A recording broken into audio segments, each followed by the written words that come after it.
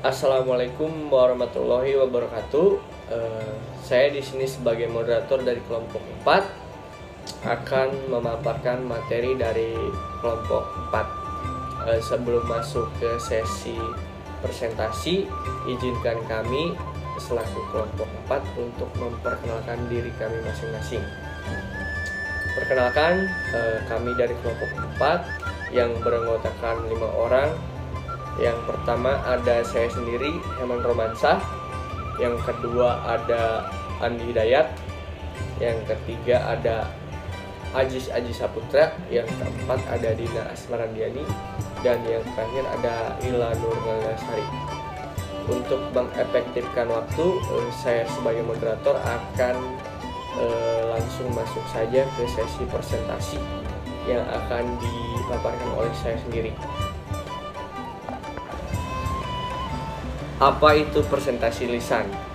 Presentasi lisan dapat disimpulkan sebagai komunikasi antara penyaji atau presenter dengan sekelompok pendengar atau audiens dalam situasi teknis, saintifik atau profesional untuk satu tujuan tertentu dengan menggunakan teknik sajian dan media presentasi yang terencana atau tersusun.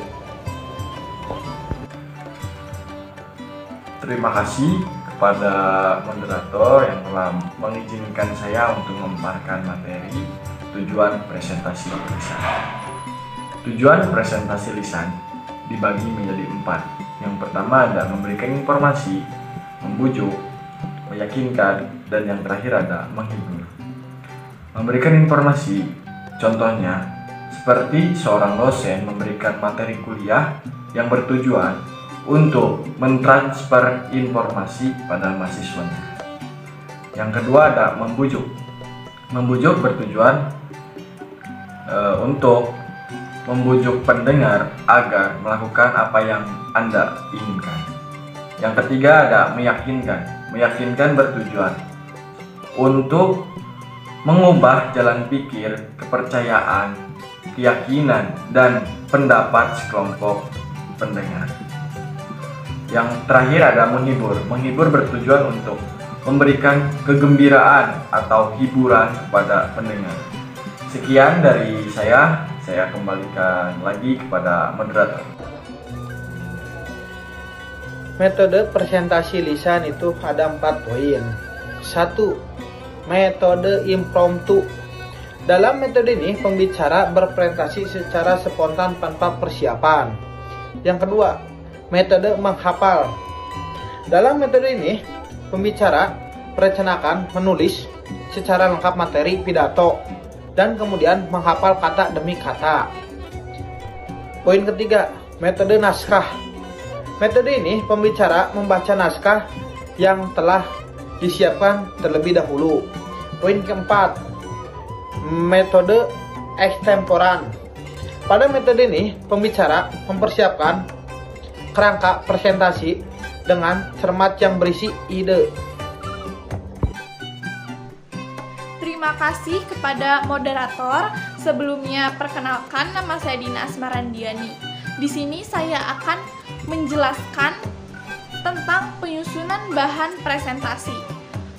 Nah, teman-teman, untuk mempersiapkan presentasi yang efektif diperlukan penelitian bahan yang akan disajikan. Ada 3 bagian utama dalam sebuah presentasi. Yang pertama yaitu pendahuluan, yang kedua adalah isi, dan yang terakhir adalah penutup. Yang pertama, pendahuluan. Pendahuluan adalah bagian yang sangat penting untuk menjalin hubungan dengan pendengar dan juga untuk menarik perhatian pendengar. Nah, untuk menarik perhatian pendengar kita punya beberapa cara atau metode pendekatan. Salah satunya yaitu dengan menceritakan hal atau kejadian yang berkaitan dengan materi yang sedang kita presentasikan. Contohnya nih, teman-teman lagi ngepresentasiin gimana pentingnya menggunakan alat pelindung saat bekerja. Nah, di situ kita bisa menceritakan hal atau kejadian kecelakaan yang bisa ditimbulkan saat kita tidak menggunakan alat pelindung saat bekerja. Yang kedua, isi. Penyusunan ide utama. Agar topik yang kalian sajikan dapat dengan mudah dimengerti oleh pendengar, maka kalian harus menyusun pembicaraan secara sistematis. Ada beberapa pola yang dapat digunakan untuk menyusun materi, antara lain ada 3 pola yang bisa kalian gunakan. Yang pertama, kronologis. Pada pola ini, isi presentasi disajikan dengan pola yang bergerak dari satu poin ke poin yang lain secara berurutan. Yang kedua, pola spasial. Metode ini digunakan untuk menjelaskan hal-hal yang berhubungan dengan lokasi, tempat, atau ruang. Yang ketiga, pola logis. Ada 2 pola yang termasuk dalam pola logis. Yang pertama yaitu pola sebab akibat dan pola penyelesaian masalah.